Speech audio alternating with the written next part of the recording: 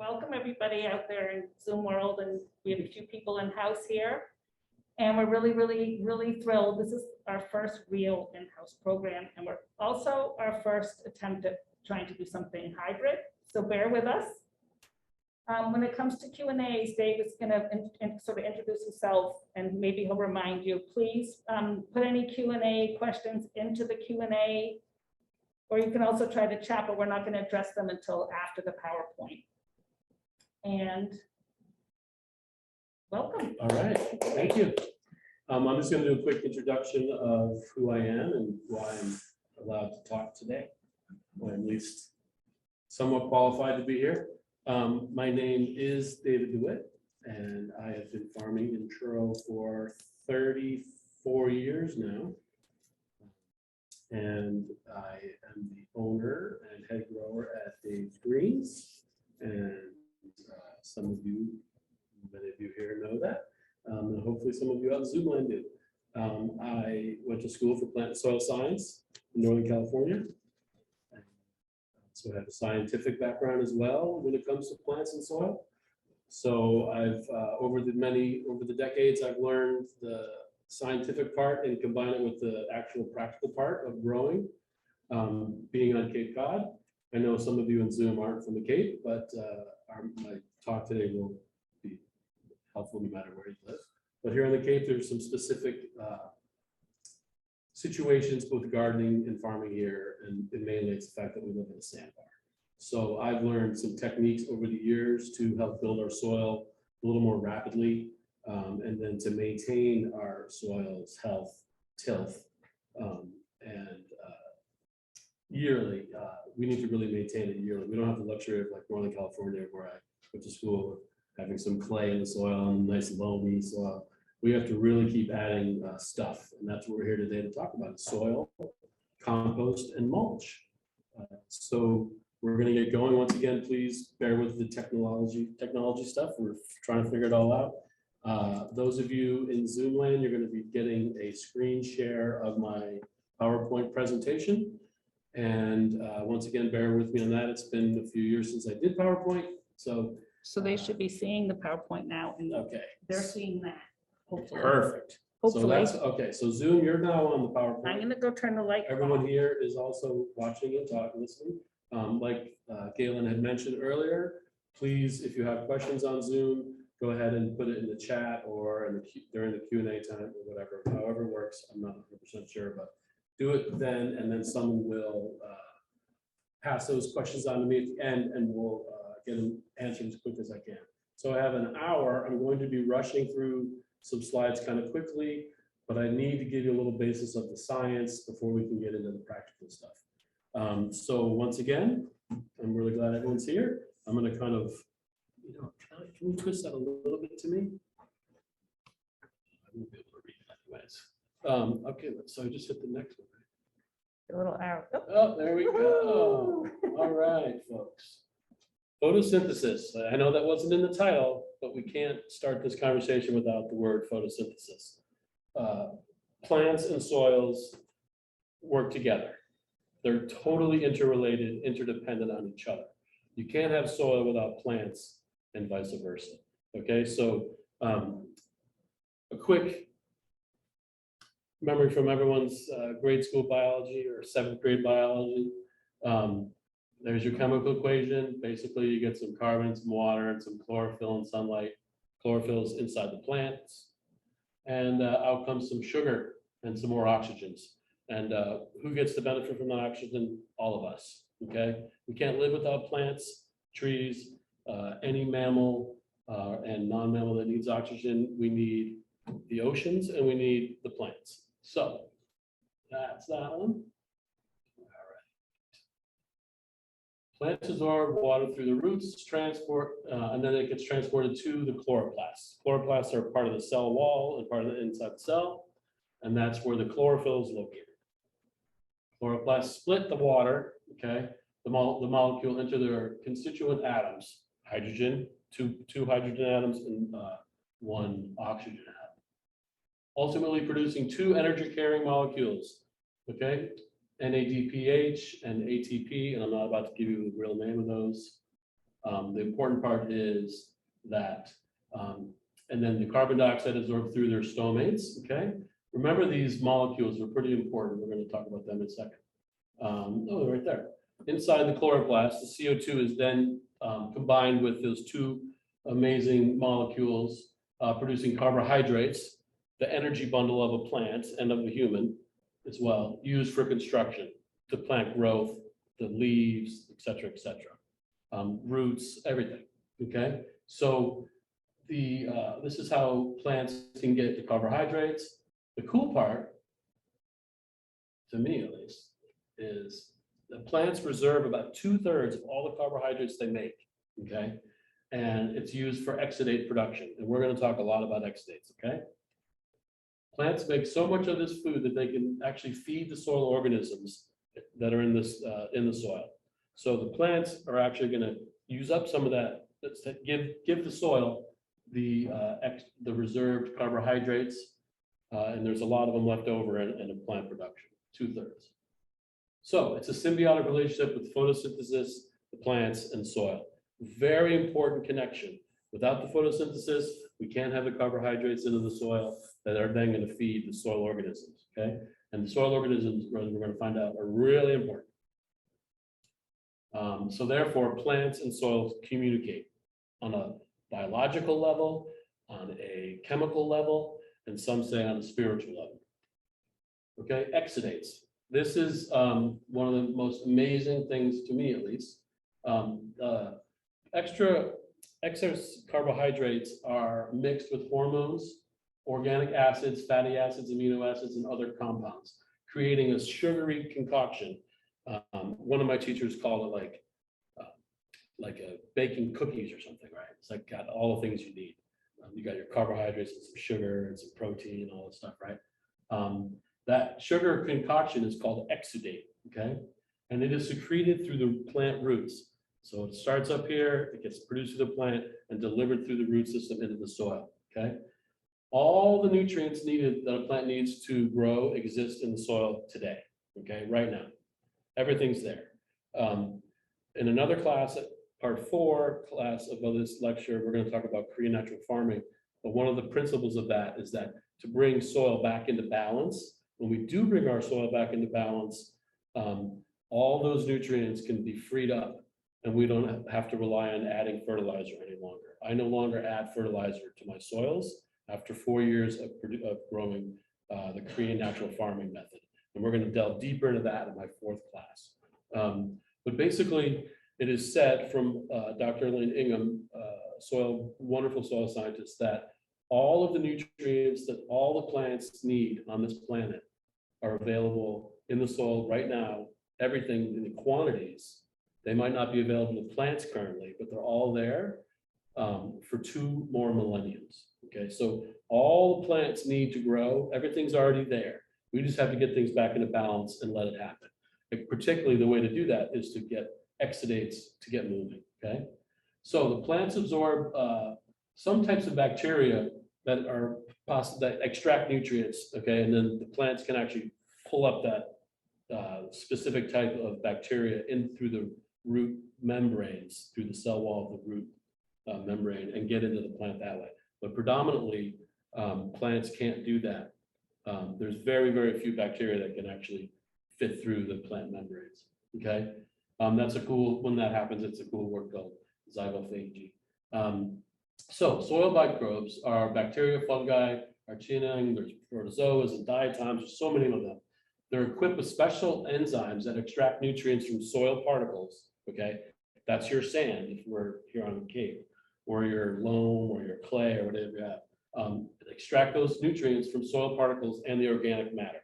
Organic matter is once living material, stuff, okay? Leaves, whatever, compost, whatever it is, dead animals, manure, et cetera, et cetera. That's organic matter. It's once living, and once it hits the soil, it's organic matter, okay?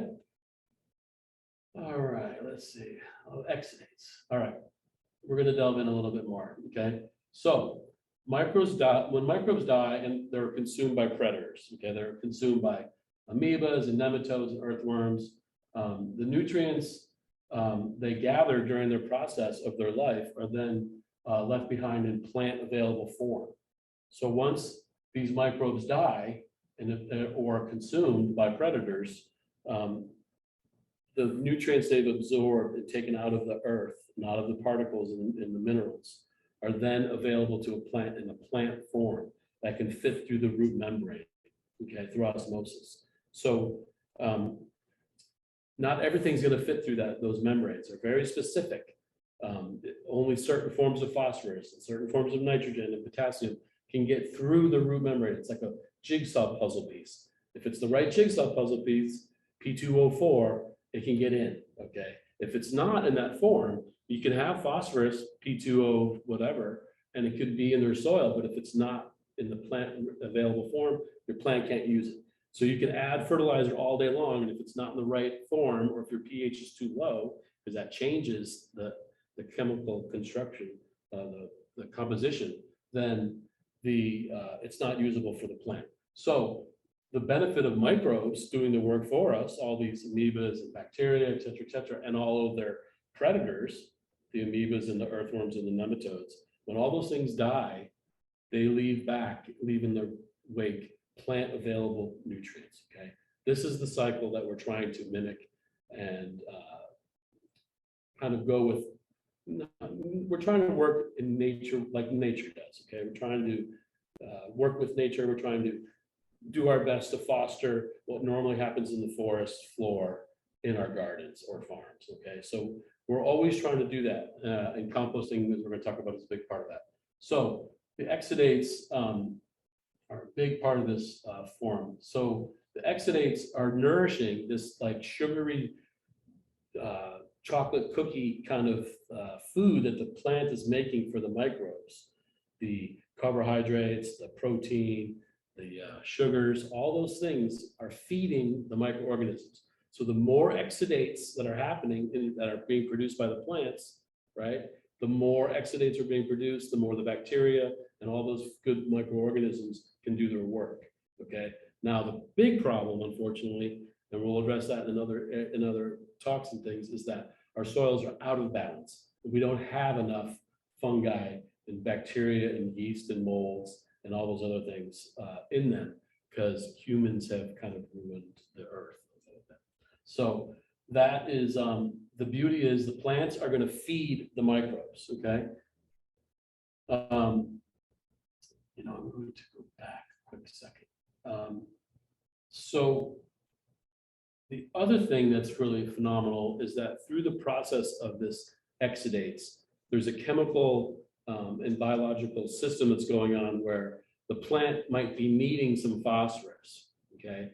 And since there might not be phosphorus immediately at the root system, so it's saying I'm deficient, the plant's going to tell through the exudates, the organisms in the soil, that I'm deficient in phosphorus. And then it's going to say, particularly with the fungi is going to say, this is where it is. Bacteria will actually travel through the mycelium of the fungus, through their threads, through the soil, and the plant will dictate it, the chemicals will dictate and say, go over there, a quarter mile, take a left, hang it right at the beech tree, and there's a big pocket of phosphorus. Go grab the phosphorus, bring it back through the mycelium of the fungi, right to the plant roots, and then the plant gets its phosphorus. Now that is how magic happens, okay? So the plant's going to give the right sugary food, the chocolate chip cookie of exudates, to the microbes. It's going to tell the microbes what it needs to grow healthy, and then it's going to go find those no matter where it is, okay? So our goal is to get more microbes in the soil, healthy, good, beneficial microbes that can then communicate with the plant and then go get the nutrients needed, okay? That's how it all works in nature, okay? And we want to really foster that and increase that in our gardens so we can have good, healthy gardens and produce and flowers and all the other wonderful fruits and things. Okay. Exudates also alter the pH and other elements around the around the roots. That's kind of what I was talking about. pH is very important for nutrient availability, for the chemistry involved. So we want to keep our pH for vegetable farming. Traditionally, it's about, generally speaking, you want to have it between 6.3 and 6.8. So I always say 6.5. So for 99% of the vegetables and flowers you grow, 6.5 is where you want your pH to be. Okay, we use limestone to bring it up. We'll talk about that in the amendment section of soil fertility. But exudates can do that with the soil biology in its own right. Okay, so once you get things in balance, you don't have to keep adding limestone year after year. The soil biology and chemistry will balance itself off and get to the right pH that also the bacteria like. So the bacteria are going to help create the environment they need to live in, okay, around the roots. Root exudates extract specific microbes specialized in nutrient extraction. I forgot I had that, but that's what I was saying. It will get the right bacteria or fungi to go find the nutrients that the plant needs. Other exudates repel less desirable soil fauna. Something that's not good for the plant, the exudates can help defend the plant from those less desired soil fauna, diseases, soil-borne diseases, and the roots of other plants, okay? So if a root of a plant is trying to compete with it, the roots from the plant that you have that's producing exudates has an allelopathic reaction and can defend and fight off that and make those roots not grow as much, and then protecting the plant's ability to grow longer. If you've ever been to California, Northern California, you've seen the beautiful eucalyptus trees, or anywhere else in the world. Eucalyptus trees do not have very many plants growing underneath it. They drop a lot of leaves, they have a lot of organic matter recycling, but there's not a lot of competition because they really produce a lot of allelopathic chemicals and biological chemicals that then can fight off competition for survival, okay? Around here on the Cape, the black locust does the exact same thing, okay? Can do that, and the black locust also fixes nitrogen. That's why the grass is usually a little greener under the locust trees, because they're actually producing their own nitrogen, okay? Generally speaking, root exudates feed the soil and the life, and the soil life feeds the plant. There's our symbiosis, right? It's a perfect evolutionary and symbolic relationship with the plant world and the mineral world. This, to me, is like the nuts and biscuits of the whole thing about soil, okay?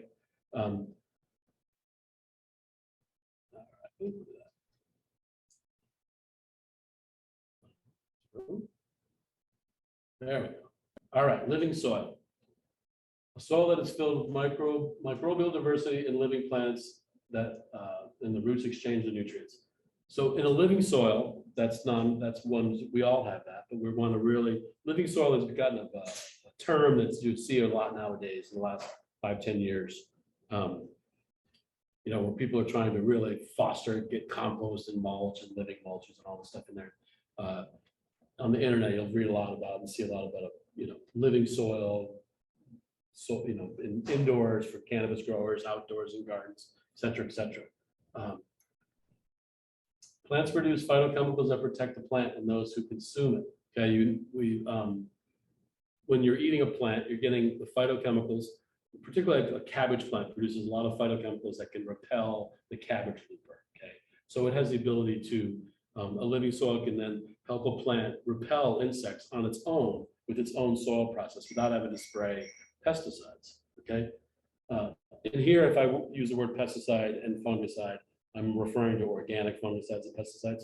I do have knowledge of chemical stuff. I've worked on many chemical farms as well, but so if you do have those questions, I can answer those. But predominantly, I'm an organic farmer, so that's the way I roll. So the other benefit of those phytochemicals are the things that you get to eat and I get to eat, and the earthworm and the dog and everyone that eats plants or anything, okay? Because those phytochemicals can help us survive as well and help us have a balanced, healthy life, okay? So the better the plant is able to access nutrients, the better it tastes and is a more nutritious food source. Therefore, if everything's going in the cycle of nature, you're going to be getting the benefit of the soil, chemicals, the biology through the plants that you're eating. If everything's working and firing on all cylinders, you're going to get a healthier food, what we call a nutrient dense food. Okay, and you can Google nutrient density in vegetables. There's a lot of Dan Kittredge is who you want to look into that. He's a phenomenal farmer in Western Mass. Okay, symbiosis at its finest is driven by photosynthesis and the resulting root exudates. Okay, really important. It's really, really important. Carbon sequestration is the act of taking carbon out of the air and securing it in the soil. Remember, we need carbon to do all the other stuff that we were doing before, okay? But what also it can do is that we can take excessive carbon that we have on our planet, thanks to our human idiocy that we've developed over the last many decades. We've produced more carbon in our environment than we can take. Global warming is happening. It is real. It is science. One thing that we can do on our own properties and our own gardens is to get a good, healthy soil going that's all balanced and working on all cylinders. And we can sequester soil or carbon into our soil, helping the planet, okay? So that's one of the reasons why I farm. That is one of the reasons why some farms can have certain companies can come to a farm and buy carbon credits to offset their pollution. They're using farms to do that. What's called regenerative agricultural farms. Specific type of farming can actually, people can use and businesses can use for their carbon credits that they need for their government stuff. Soil organic matter is crucial. Once again, I told you what it is. Anything that was once living is organic. It's organic matter. It's consumed by soil organisms, and then all those nutrients that was in that organic matter now becomes a plant available food source. Okay. Where do we get our organic matter? Predominantly manure, compost, mulches, stuff like that. Aggregates are soil matter and exudates. Aggregates, we don't see a lot of them. I mean, I see them in my garden, but I've been composting a lot. Those of you who've been adding compost and mulch to your soils have good, healthy, tilthy soil. Your normal soil out here in the back in the yard out here at the library, if we were to grab a handful of it, we won't see very many soil aggregates because there's not much soil organic matter. The more organic matter in there that mixes with these exudates produce what's called an aggregate, a soil aggregate. And what soil aggregates are really important, and I think I have a slide for that one. They contain pore space that retains water, will hold it in there, hold it in almost like a magnet, okay? It will aerate the soil. Those pores can also have air exchanges going on, allowing carbon dioxide to exit the soil, and then O2 to enter the soil, okay? Plant roots need oxygen too, so they can't get it all from the water. So this is how the plant roots get it, okay? Compost. All right, that was our little talk, and I did that in 15 minutes, pretty good. Soil is the key here, folks. Compost and mulch are the next part of my discussion in soil and fertility management. But the key component to my whole talk here is soil. Soil is the basis of how plants grow. It's how they're anchored. Everything, our whole world depends on soil. And unfortunately, we're losing mass amounts of topsoil to erosion, runoff, pesticide abuse, fungicide abuse, herbicides, et cetera, et cetera. All the conventional agribusiness, commercialized agricultural that we live in this world is damaging our soil. Someone said like you got 60 years left of topsoil at this rate or something like that. I don't remember what the numbers exactly, but basically the thing is the way we're farming right now is wrong, except for a very small portion of us. I practice regenerative agriculture. There's organic farmers, there's biodynamic farmers, there's permaculture people, there's all these other different subsets of farming and stuff. But basically you're looking at about, a point something percent of all farms is those types of farms. The rest of it's conventional, particularly in North America, producing pollution and reducing organic matter, and we're losing topsoil. So the rest of this conversation is going to be geared towards how do we build our soil, okay? How do we get the right balance of microbes in the soil? And then how do we maintain that fertility and help plants grow? So I think, did I do a slide? No, I didn't. Okay. Compost is decomposed organic matter, okay? I usually start one of my garden talks with, everyone wants to know how to grow something organically. And I always have the word compost, compost, compost, because it's really that important. It is the most important part of gardening, is to mimic nature, work in unison with nature, and bring back organic matter in the form of compost and mulch and plant decay and roots to your soil. We have to do that. Very important on Cape Cod. This is what differentiates us from someone who's got a beautiful loamy soil and wherever, Wisconsin River Delta, or wherever it is. Here on the Cape, it's all sand. Okay, we start with pure beach sand practically. Over time, we slowly build it up. You buy a house, they strip off all that top sand, topsoil, whatever it is there. You put in a septic, and you're really down to beach sand again, right? And then that year, you go ahead and I'm going to go get some compost at my local nursery. Shout out to Bayberry Nursery, finest in Truro. And you're going to get some compost. You're going to get it delivered to your farm or your garden. You're going to put in there. You go, oh, I added compost.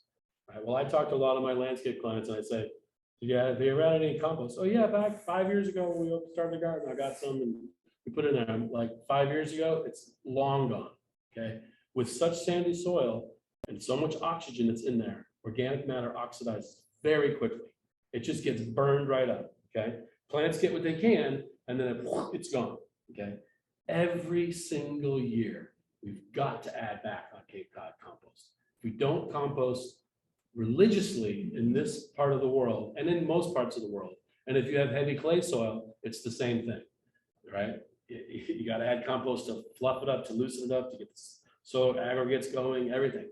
Okay, you really need sandy soil and clay soils need to be amended with compost regularly to get them into what we call loam.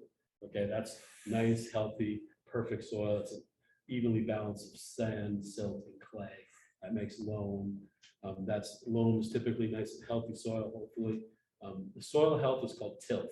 So if you hear me use the word tilth, it's talking about soil health, okay? So compost is decomposed organic matter. Specifically made compost inoculates soil with diverse microbiology. That's the important word here specifically. If we just throw a bunch of stuff in our pile in our backyard and it starts to smell and anaerobically decay, we're not fostering the right amount of soil biology, particularly fungal, okay? So we really need to specifically get things to make our compost so that it works for us, okay? Carbon nitrogen ratio, okay? I was still trying to get a nice fancy slide here where I could show you the carbon nitrogen cycle on our plant. We have water cycles and this and all sorts of cycles. One of them is the carbon nitrogen cycle. That is the basis of what happens in the forests all around our planet. There's a balance ratio between carbon and nitrogen, okay? And nitrogen, by the way, is also protein. So if you start thinking about it that way, when you put things in your soil, you're going to get it back when you eat it. You're going to get some protein from stuff, okay? So decomposed material is compost when the carbon nitrogen ratio is 10 to 1. If it's lower than 10 to 1, it's not compost yet, okay? Over 10 to 1, it is compost, okay? Lower than 10, it's either manure or rotting plant matter, whatever the case may be, but until it gets to that proper CN ratio of 10 to 1, it's still pretty much, then it's emphatically not all composts are created equal. That's what I meant by specific. So every compost is not created equal. Anaerobic compost is different than aerobic compost, okay? For the rest of our discussion, we're going to be talking about aerobic compost, okay? Anaerobic is without air, aerobic is with air. If you have a smelly compost pile in your backyard, it's anaerobic, okay? Chances are it's much more anaerobic. You're going to have you're going to have less fungal, you're going to have different type of bacteria, you're going to have methogens, it's going to produce methane gas, go into our atmosphere. If you can capture it and burn it in your house or wherever, that's great, or your cars, then you can use the methane. But until you're building a methane digester, please compost anaerobically, okay? Compost risks there are a couple of risks with using too much compost, and that can be excessive nitrogen and phosphorus runoff. Both get into our water system, produce algae blooms, all sorts of negative connotations happen with runoff of nitrogen and phosphorus, as we've learned through conventional agricultural practices.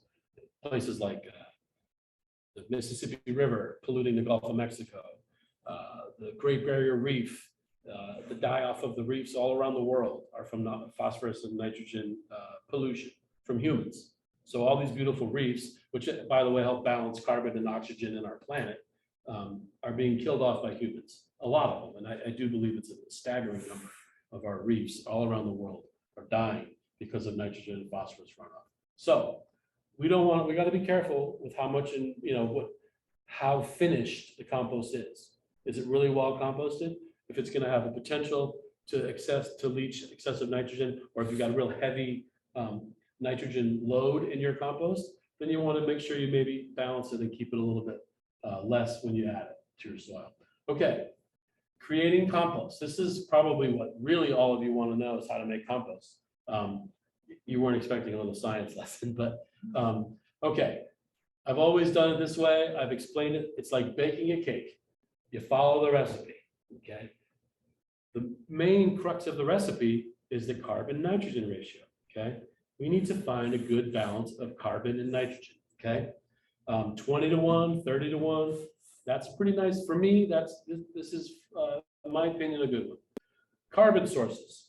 Well, anything brown is a carbon source. Leaves, wood chips, sawdust, brown paper bags, actually not all brown, paper towels, et cetera, they might have been bleached out. Even bleached paper towels can be composted. The bacteria and fungi will work on the chlorine particles. So the carbon sources are very plentiful, okay, at certain times of the year, particularly when the deciduous trees drop their leaves, okay? There's a lot of leaves around. I'm not a fan of pine needles in my compost. If I'm going to use pine needles, I'll put them in a well pH adjusted soil, and I'll put them in my walkways as a permanent mulch there, and thick layer to keep the weeds down. But even then, I don't do much of that. The only other time I use pine needles is to cover my heath and heather plants, okay, to protect them. All right, so carbon, brown stuff of your cake recipe, okay? If it's brown, chances are really good, actually, that it's heavily carbon-based. Now, you can look up on Google the carbon content of anything that's on the planet, okay? Look at it, there's good graphs and diagrams. I'm sorry to get them ready for today, but it'll tell you how much oak leaf is, how much carbon, how much nitrogen, the constituents of any material is available, okay?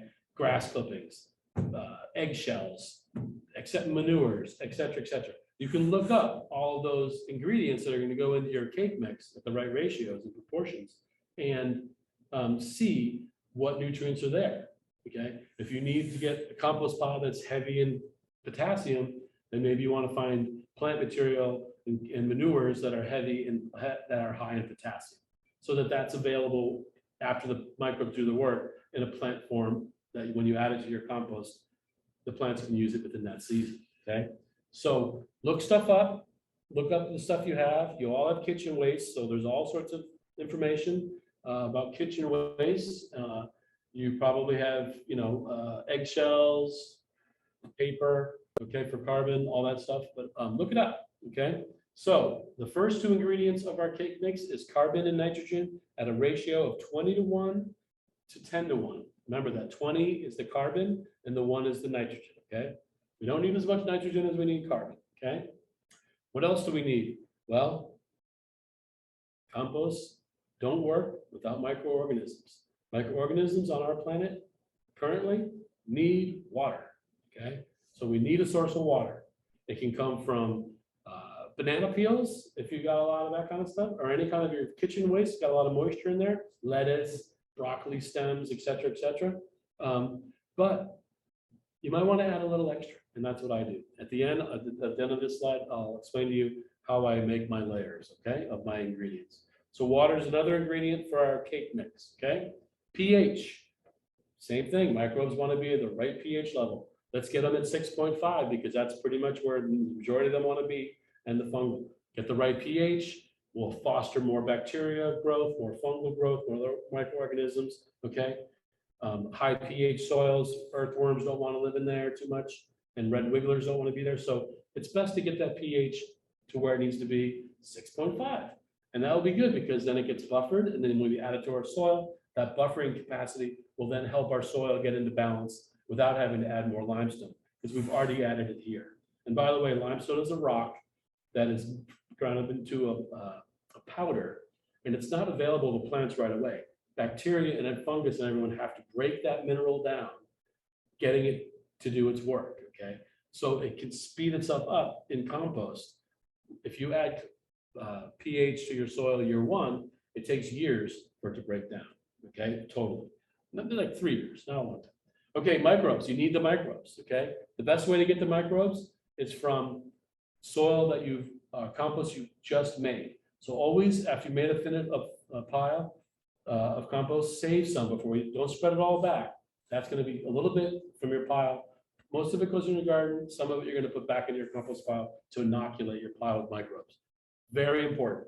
And if you want to add worms, red wigglers are the ones you want.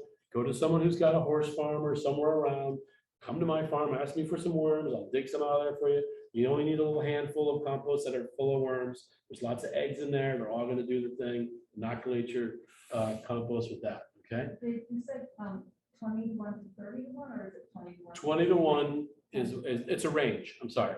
The range of the CN ratio range for compost when you're making your pile is 20 to 1 to 30 to 1. Okay. I personally, I don't like to go above 30 to 1. I don't like to go below 20 to 1. And that's important when you're making your ratio of your ingredients, right? So if you got 1 cup of something of nitrogen, you need 20 cups of carbon. Okay, now this is going to be by volume. So if you've got a big pile of leaves, then you got to have a little pile of some kitchen waste and manure and things like that. Okay, so the way to make the cake, it's pretty simple. I like to do in a home compost, I do it with a 4-pallet system. Okay, actually I do more. I make a bin with pallets. They're always available. Okay, I put one on the bottom. I put 3 around 3 sides, leaving the front open so I can get access to it and throw stuff in and turn it. Why I like it on the bottom is because I want the airflow to get in there, because like we talked about earlier, we're talking about anaerobic compost, and therefore we need to get air in there. So that little bit of airspace below the pallet helps get in there. Okay, so I'm going to build it from the bottom up. We've got a pallet. Okay, then we have some branches, some broken branches and things like that. If you don't want to use a pallet, fine, then just start with the branches. Okay, the next one's going to be a layer of carbon, then a layer of the nitrogen source. Okay, then comes a layer of your limestone, then comes a little sprig of water, a little spray with the garden hose. Okay, and then a little layer of some microbes, some finished compost from another pile or from your neighbor's pile who's willing to share it. Please don't take it. Okay, so there's the microbes. And then if we got some worms, we're actually going to do that at the end. Okay, but there's your layers. Branches, brown carbon, green nitrogen, water, limestone to adjust the pH, and then the microbes. Okay, and then we do it again. And we do it again, and we do it again, and again, and again, and again, until it's like a nice little sandwich going all the way up and down, okay? All the way through, layer after layer. The more layers, the better, because you're gonna have everything nice and distributed, okay? Then you're gonna let it sit for a while, okay? I like to cover it because particularly, maybe not as much in the beginning, but towards the end, when it starts to really make compost, I don't wanna lose any of those nutrients. I don't want them to run off into the groundwater, and I wanna get those nutrients onto my soil. So when about halfway through the composting process, I go ahead and I cover it with the tarp. Okay. Now, let's talk about time. Okay. In the wintertime, we make this pile in the fall and we let it sit there. Not much is going to happen. Okay. The bacteria, the thermophile bacteria, let's produce heat, will move much slower in the wintertime. Okay. In the summertime, those thermophiles are going to crank up and they're going to be producing heat. Okay, if any of you have ever put your hand in a wood chip pile or a mulch pile in the middle of it, or seen steam coming off a big pile when it gets excavated and opened up, that heat is actually created from bacteria. Okay, thermophiles do that work, anaerobic thermophiles. Okay, so that heat's really important, and that heat will start almost immediately to happen. Okay, really quickly those thermophiles get to work. Okay, as long as there's oxygen present. So when that process happens, that's how I determine when I'm going to turn my compost. The reason we turn our compost and mix it when the temperature tells me is to aerate it, to get more air in it, and to incorporate and mix everything. The stuff in the middle is going to start to decay and compost quicker than the stuff on the outer edges. So now we want to get the stuff on the inside on the outside, on the inside, and vice versa. So we're gonna mix it.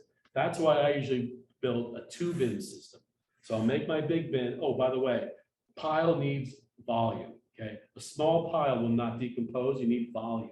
In my personal opinion, the volume of a compost pile minimum should be 4 by 4 by 4, which happens to be a pallet, pretty much, right? So the pallet's a nice thing. Fill it all the way up to the top of those layers we just talked about, okay? We wait till the heat kicks in a little bit. I use a compost thermometer. I stick it into the compost, the center of the compost. When it hits 130 degrees, 140 degrees, some people go to 180. I don't like to do that because it starts to kill off some of the beneficial fungi. Then I take it by pitchfork and I put it into the empty bin that I built next to it.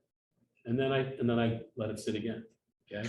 Sometimes I might add a little extra stuff that I might have gathered, and from my kitchen or some more leaves, but I don't do too much adding.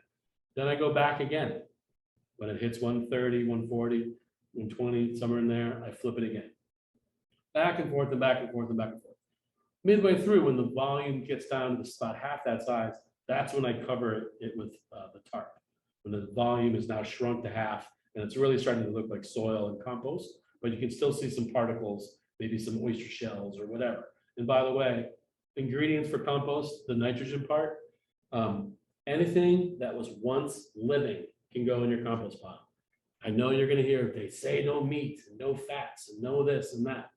If it was once living, it can go in your compost pile. For centuries, farmers have been putting dead chickens and cows and horses and dogs, and maybe even people in compost piles, okay? Everyone's gonna complain about the rats and the raccoons and all that stuff. They don't bother me. They're gonna eat worms, they're gonna live. I want the rat to be happy and free of suffering, just like everything else. So here we are, let the rat live, okay? I don't want the rat in my house and I'll keep him out. But out in my compost pile, I don't really care about the rat or the possum or the raccoon, because you know what they're gonna do? They're gonna go in your compost pile, they're gonna dig through what they wanna get, they're gonna eat it, okay? And in the process, they're gonna poop, number one, giving me some more manure. And number two, they're gonna mix my compost pile for me, okay? Therefore, I'll put meat, anything in there. Now, if you have a dog that's gonna go dig it in your compost pile and eat the chicken leg that's in there, please cover up that front of the 3 sides, or make sure there's a wire fence around it. Keep your dog and your neighbor's dogs and cats and things like that out of there. But wildlife, bring it on. In my opinion, strictly my opinion. If you wanna not add that stuff, don't bother. But it's a great source of nutrients for your plants, okay? That's it, folks. Make the recipe, mix it. When it gets 120, 130, 140, not much more than 140, because you're gonna start to kill off some good fungi. Mix it, add, mix it. The important part to remember is the recipe for the cake. You can't just have leaves. Well, you can, that's called leaf mold. We'll talk about that later. You can't just have a pile of grass clippings and a pile of eggshells and a pile of banana peels and avocado pits. It's not gonna make compost for you, okay? You've got to have the recipe. You've got to have the right balance of carbon and nitrogen. The pH should be 6.5, and you need some moisture and you need some microbes. Worms are a bonus. They're gonna come eventually.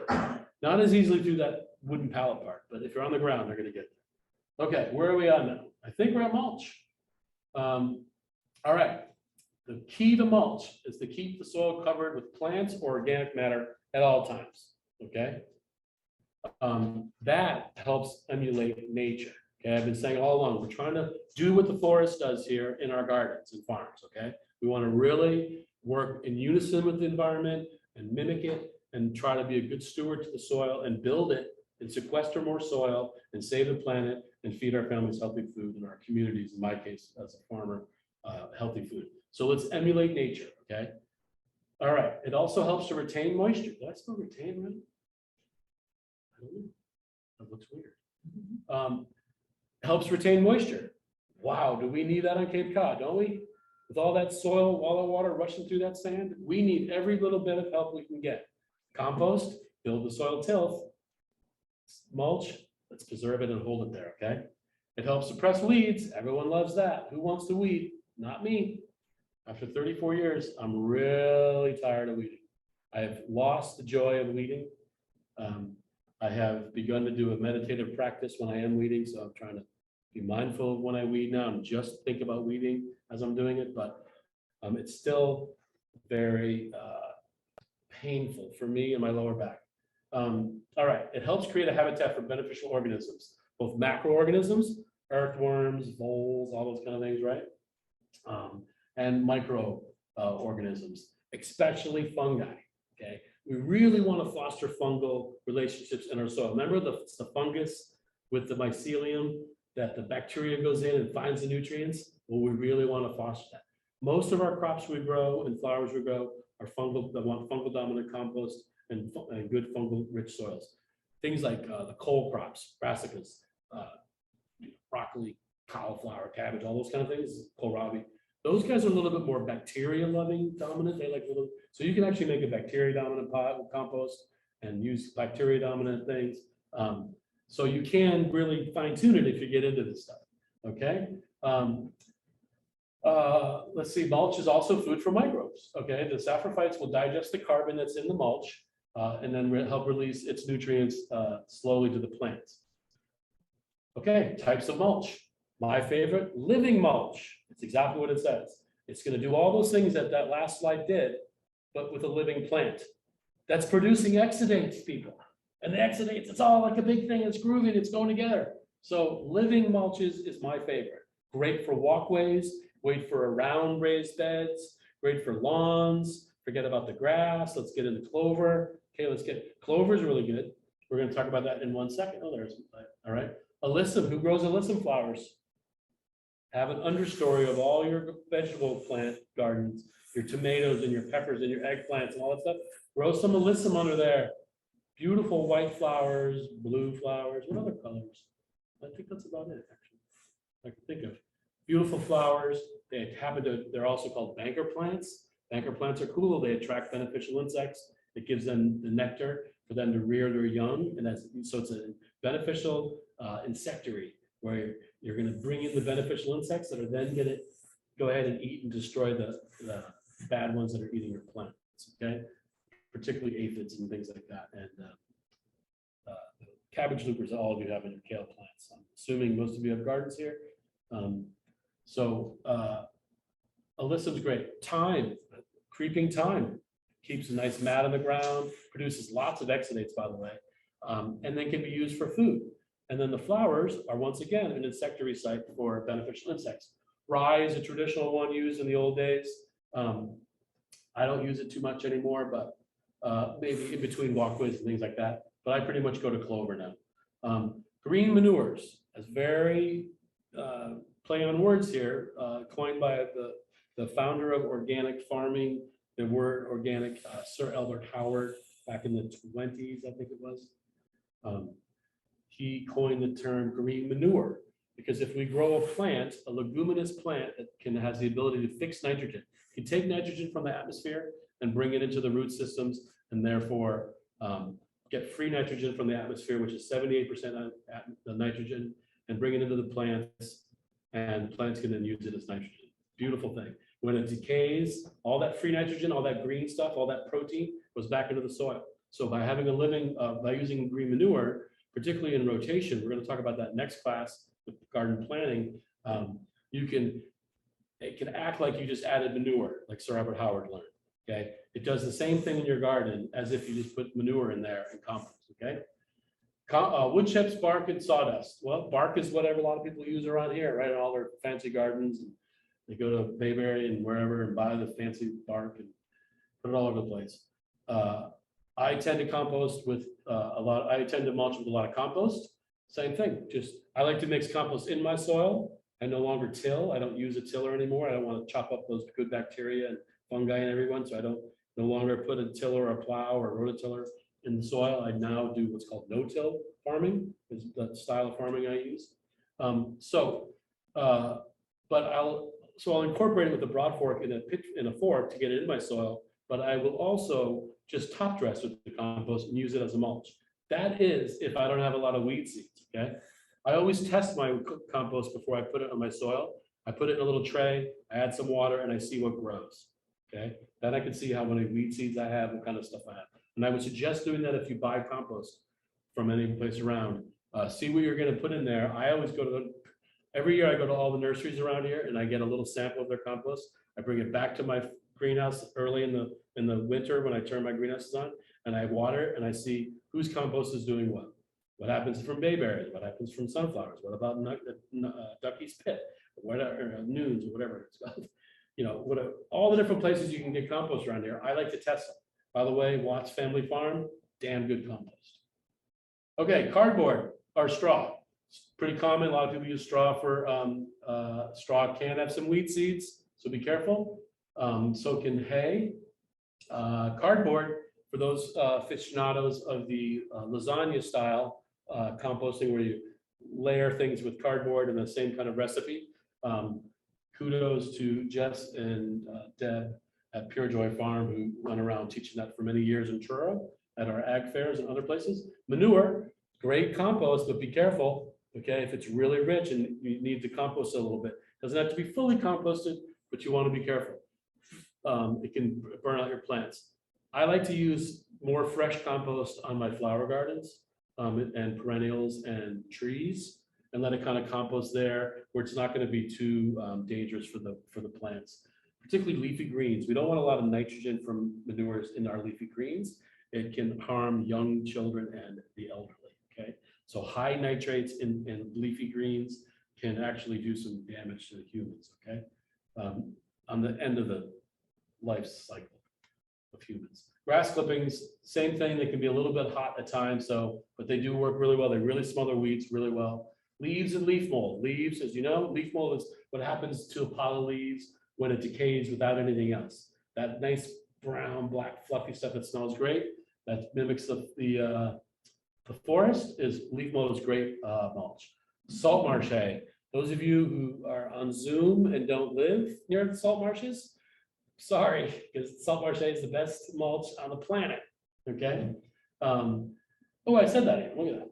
I'm already, all right, the last one, and not to be overlooked, because I use it in situations, and I've used it for years, in situations where my weed pressure is really high in my garden or fields, and I need to knock down that weed pressure. The only way to sometimes do that is to not till the soil and bring new weed seeds up, but to starve them and not let any plants grow, because as soon as photosynthesis happens, the process starts again. So I'll use weed mat sometimes to black out my soil and reduce my weed pressure until I can get it under control using regular mulches, living mulches, etc. Okay, so don't overlook weed mat as a possibility. Okay, I'm doing this currently on one of my bigger fields actually. All right, those are the types of mulch. Real quick, soil fertility management. Okay, when adding mulch, no. Okay. When adding mulch, there is a little downside to mulch. It harbors slugs and voles, okay, both of which can hurt your plants. It also cools the soil down. So I will tend to get a lot of my gardening and farming done with the soil open, and then as I plant it, because I want to get the soil to warm up for my tomato plants that I want to get growing. And once everything warms up, then I come and mulch heavily, okay, really heavily, okay. Except for perennial crops I do like rhubarb and asparagus, where I'm mulching a lot in the fall, and those plants come up through the mulch, okay? But my goal when I'm mulching is to get it as thick as possible. So I have a lot of nutrients and carbon going back into the soil. I've got a place for microbes to live and eat, and I've got a lot of soil retention, water retention, and I've got a lot of weed suppression. So thick mulch is the way to go. And if you're on Cape Cod, salt marsh hay.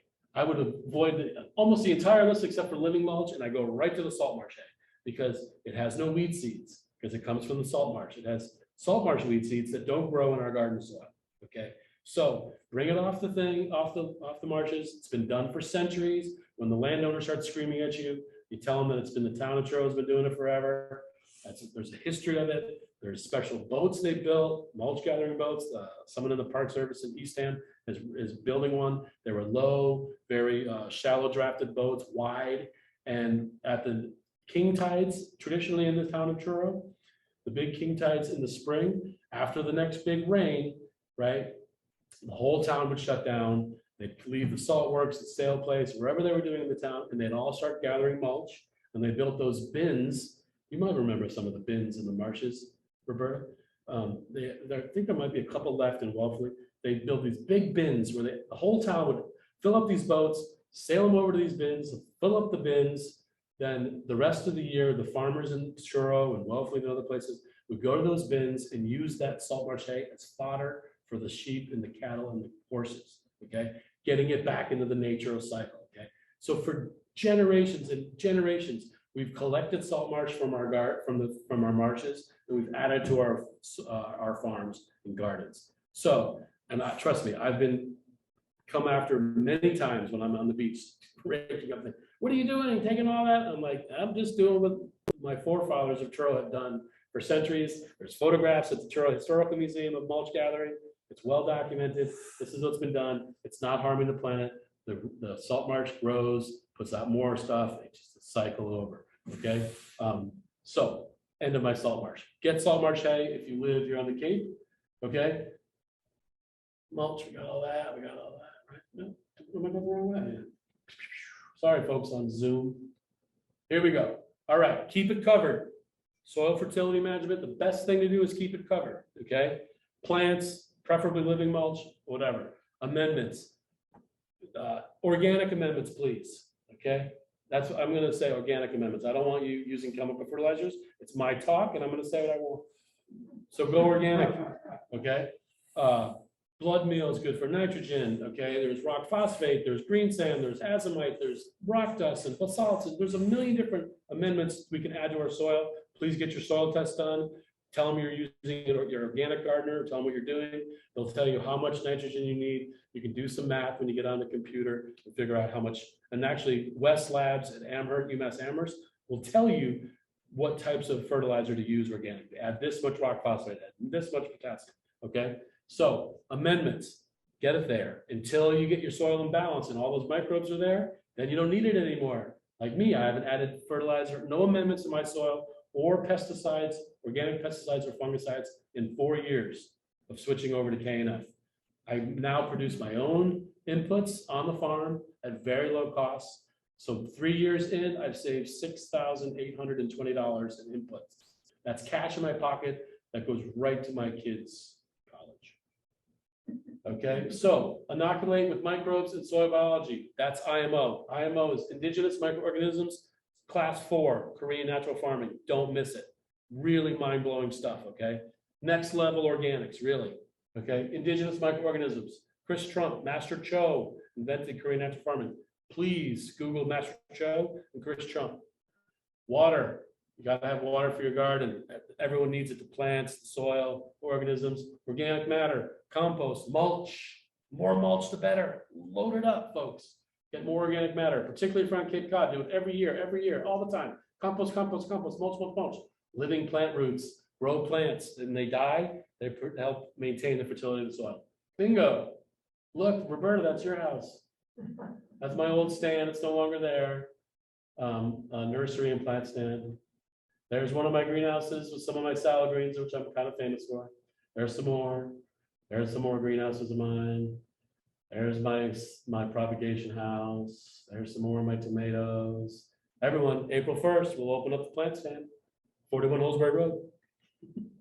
That's a nice thing to do for a home garden. It's one of my clients. Okay, look, the use they wanted to use the weed mat because they don't want to have to lug mulch and whatnot. And eventually, they did add some rocks, some nice soft round pebbles on the feet, and the beds have now had wood added to them. But drip irrigation, the best way to irrigate, folks. Okay, some of the things we can grow in life: Akure turnips and little red Japanese turnips. Dave's greens, that's me. Okay, folks, one way you can also ask me questions, I forgot to put on a slide. You can email me, davesgreens@gmail.com, as you can email me your questions. If you want, I can send you the slides for my presentation, et cetera, et cetera. And I got one more quick thing, real quick. A thanks and a dedication. A huge thank you to the librarians, Galen, everyone, Maggie, Trish, everyone that's here, Peter. Thanks for all the technical help so much, Galen. I really appreciate it. I hope it worked on Zoom. I don't know. I want to thank all my teachers that allowed me and gave me the ability to teach you guys, okay? And thank you guys for attending in person, my 7 of you, which I really am very grateful because I've done some Zoom teaching and without people, I'm staring at this machine like this, and it's really crazy, and I get really freaked out about it. And I'd like to dedicate my educational efforts to all sentient beings. May they use this information to create a better community planet. And I dedicate all my merit to the enlightenment and to end suffering of all beings. Okay, now we're going to go back to questions, right? Yeah. Okay, and I know I'm a little over time. I hope you can all stay on board on Zoom, or now we're back. Oh, look at that, I'm back on Zoom. Okay, now I'm looking at the camera because I got any questions in the room while we collate. Go ahead, Roberta. When did we go organic? Sir Robert Howard. Yeah, well, When? how many years ago? It was around 1920. As far as organic has been a chemistry term for in Yeah, chemistry I mean, it's and like- biology for a long time. But the word organic in organic farming, the word organic was coined by Sir Albert Howard in the 20s. I think I'm pretty sure it was the 20s. Okay, when he kind of coined that phrase, and he really revolutionized compost making, methane digesting, using green manures and things. But then it took a little hiatus and whatnot, and farmers just did what farmers do, right? Because farmers share information across the fence with other farmers and everyone, back in the day before what's called, unfortunately, it's called the Green Revolution. That's what happened in the 60s with hybridization of plants, chemical fertilizer. After World War II, we had a lot of chemicals left that were used for explosives and biological warfare, and those things happen to be plant fertilizers. So we have chemical fertilizers after about World War II. But then the hippies showed up, right, in the 60s, and the hippies are like, we're going back to the land, we're going to do our thing, right? And we're going to the land, we're going to be growing this way organically, right? So they kind of like took that organic terminology, that kind of old-fashioned farming stuff back to the land, and they really blossomed the current organic, farming practices and all that kind of stuff. Rodale Institute, you might remember some of those books that were done. Rodale Institute is a phenomenal place still to this day, publishing company. That all was in the early 70s. Rachel Carson did her little book, Silent Spring, I think it's called. All that stuff kind of started happening kind of with the hippies. And then it kind of took a little lull because we wanted to try to feed the world with chemicals and all that. And then, I don't know if you remember the LR scare, 1985, the LR scare, anyone remember that? LR was a pesticide, fungicide, I can't remember, used on apples. And then we had to like not eat apples for a year. Does anyone remember that? No? They got like poisoned with LR and it was really bad for us. Okay, so then everyone was like, well, we should buy organic, right? So then the organic, all of a sudden everyone's buying organic, and I was just starting to farm in 1987. So I was like, oh yeah, organic. And we were getting $32 a pound for our salad mix. It was like, everyone wanted organic food. And then, so we had a little burp of sales in organics, and then it kind of went down. And then it kind of came up in the early or the mid-90s, and then went back down again because everyone wants cheap food, and organic food's not cheap, right? So then, and now we're back up again, right? Now we have this whole food farm to table stuff. And so now it's, we got permaculture and organics and biodynamics, and all this stuff that kind of spun off of organic. So basically, Sir Robert Howard kind of coined the term organic agriculture. The hippies ran with it in the 70s, and then farmers took it from there. How do you know what they actually do? If they're using organic inputs, okay, those ones I talked about, the green sand, all those things, composting, mulching, all those things are part of the organic tenements, right? That's what treatment is. You have to trust the farmer. They can get certified organic. Unfortunately, me personally, I used to work for the company, the organization that certified farms, but then the USDA took over, and that organization I worked for was the Northeast Organic Farmers Association. That certified all the farms in Massachusetts. NOFA was all over, so they have Maine. California has CCOF, California Certified Organic Farmers. You get certified organic produce, right? If you get certified, then the USDA took it over, the word organic and the whole program, getting rid of the states and all the grassroots efforts that all the hippies did, and then took it over. At that point, I left the whole certification program because the USDA watered it down to complete bulldog. It's like, in my opinion, it's a worthless certificate. And stuff comes from China that's certified organic, And, forget it. It's really, if you have a problem on your organic farm and you're certified organic and you can prove that you need this pesticide or chemical fungicide, you can get a variance and easily rubber stamp it. Next thing you know, you're spraying. Okay. So I'm not into the USDA label. There's something called naturally grown. There's a whole bunch of independent kind of grassroots certifying agencies. Natural grown is a good one. I did that for a few years. That's farmer to farmer. Farmers inspect other farms, make sure that they're abiding by the rules, checking your sheds, make sure there's no 7 or malathion in there, right? That kind of stuff. 10, 10, 10, all that kind of stuff. So, but the best thing for me, I don't get certified anymore because I have such a relationship after 30 years with my customers and they know how I grow. So it's really about communication.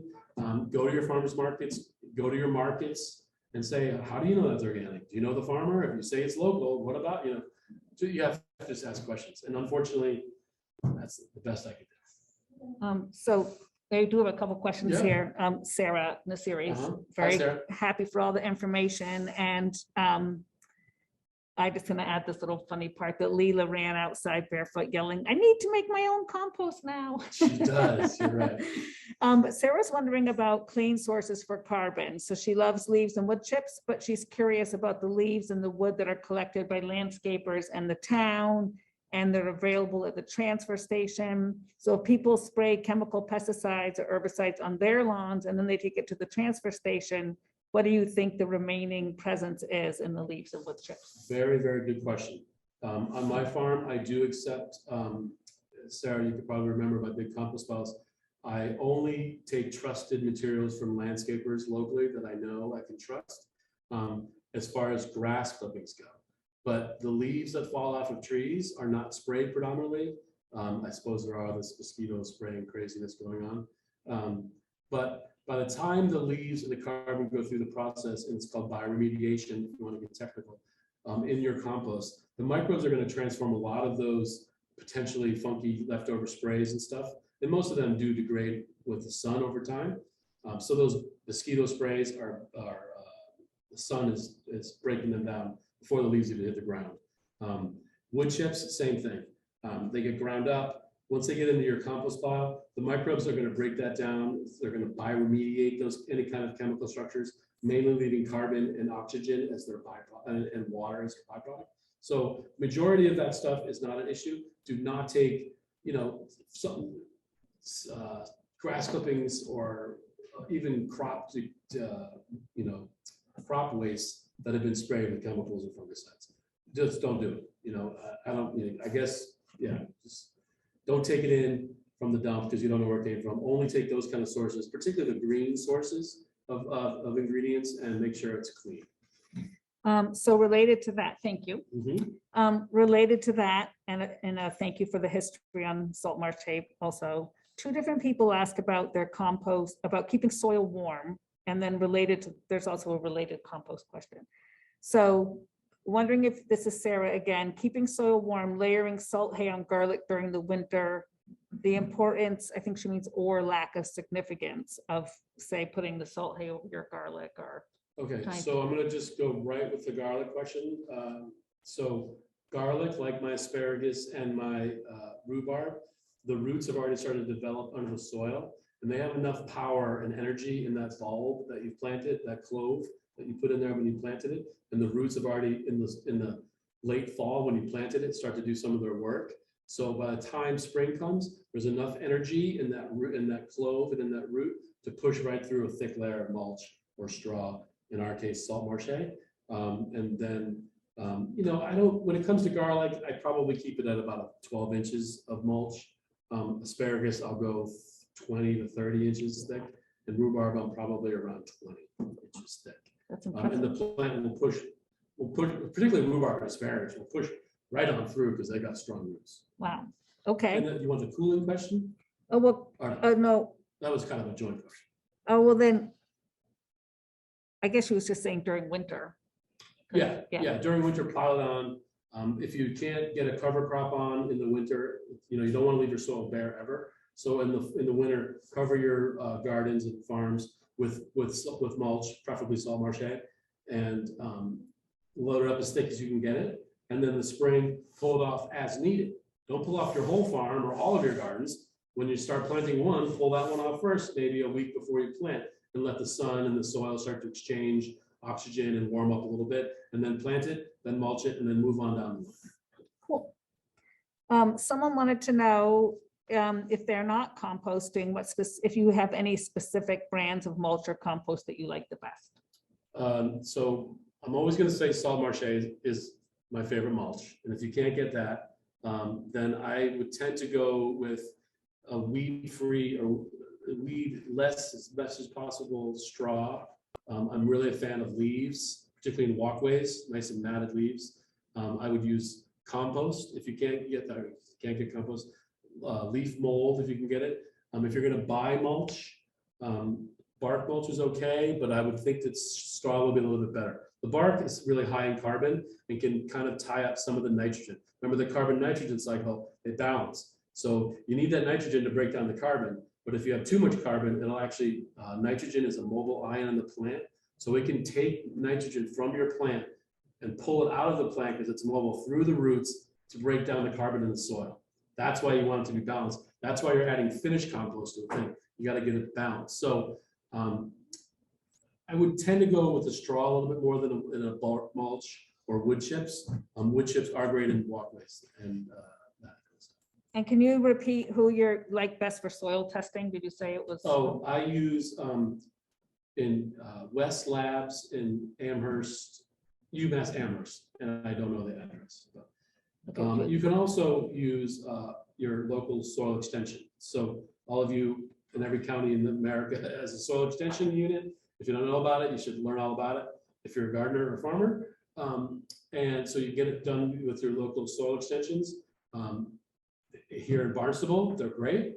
I tend to get a little bit more information from West Labs. And now that I'm doing Korean natural farming and I want to really specifically look at my compost and stuff, I do living soil web soil tests through a certified soil company that's been certified through Dr. Elaine Ingham.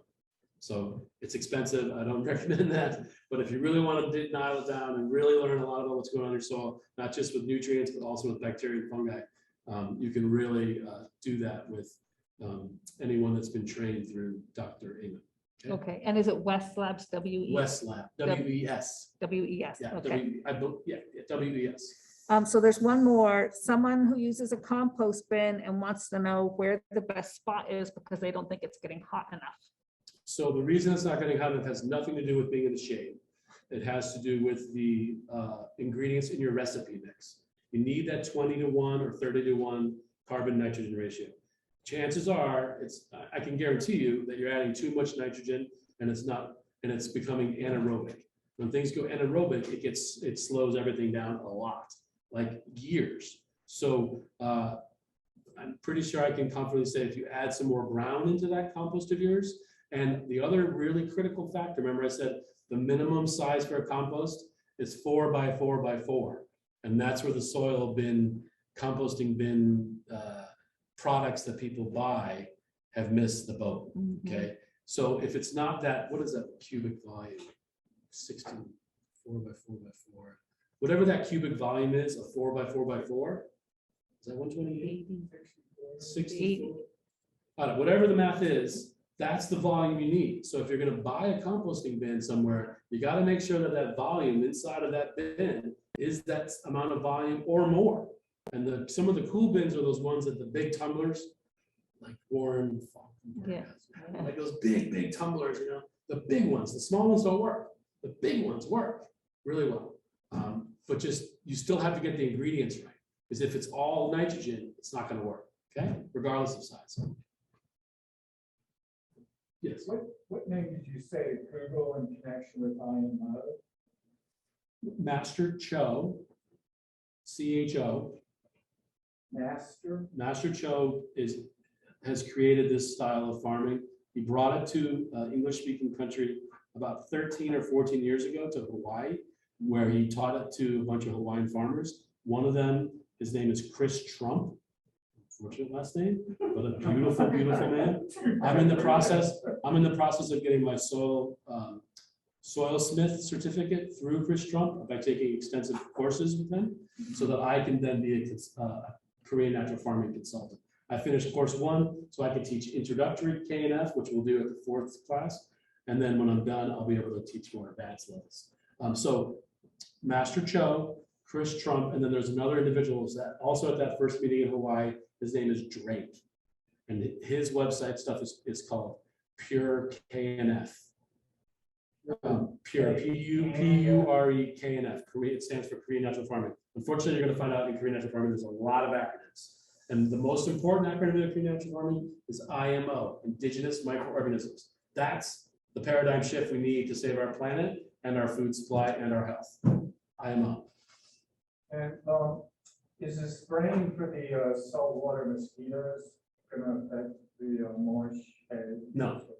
It's going to biodegrade unfortunately, it's going to go into our environment and break down, and then it's going to be a problem. But it won't be a problem with the mulch. Yeah, and most of that stuff's not sprayed. It's if it was spraying on the plants, that'd be a different story maybe.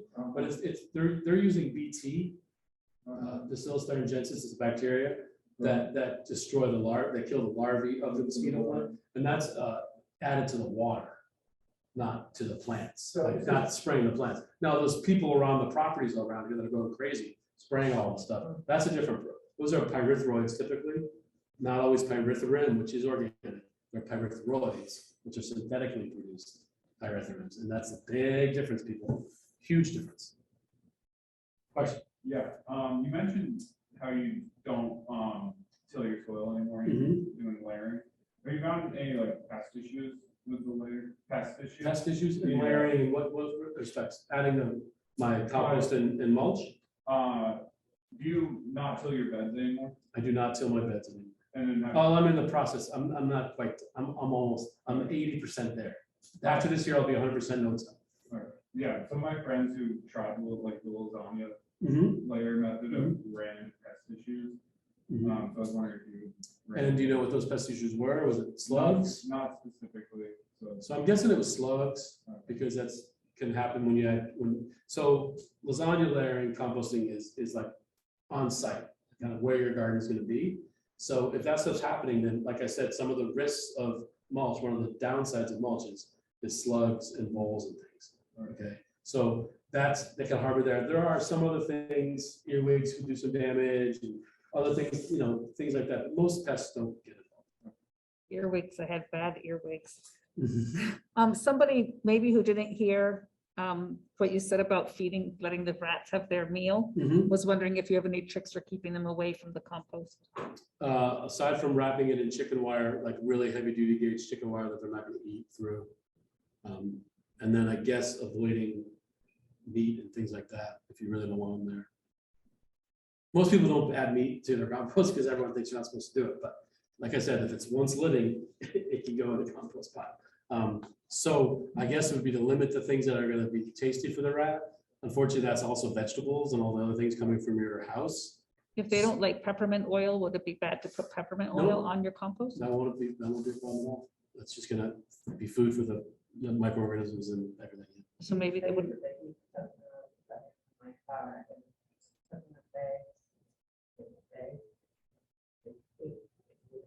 They ate. Oh, really? They ate it. Yeah, mice will do it. Oh. Any other questions on the Zoom? Let's see. Someone says the Watts family is no longer offering compost. Really? FYI. Wow, that's sad news. That's what they said, sadly. All right, well, we Yeah. have to test all the compost around and see which is good and what's bad. And every year they're different. So that's it, I think, for questions All right. online. Anybody Anyone else? else here have any more questions? Well, I want to thank you again for joining us. If you have more questions, they pop up later. davesgreens@gmail.com. I have a question. Are you sending out a copy of the Zoom? We are hoping to be able to have it on our YouTube channel, but we're going to take a little bit of merging some audio and visual, so it might not be immediate, but we're hoping that we'll be able to use the Zoom recording that way. So feel free to call us. And if you want to, I can also, you can email me at davesgreens@gmail.com and you can, I'll send you the slides from my PowerPoint. Okay. I can turn it in, they'll be like, say that again? I'm No, sorry. No. No, problem. Yeah, Dave's Greens, all one word. Yeah. All right, everyone, thanks so much for coming in. thank you guys, Thanks, thank everybody. Being our inaugural Zoom.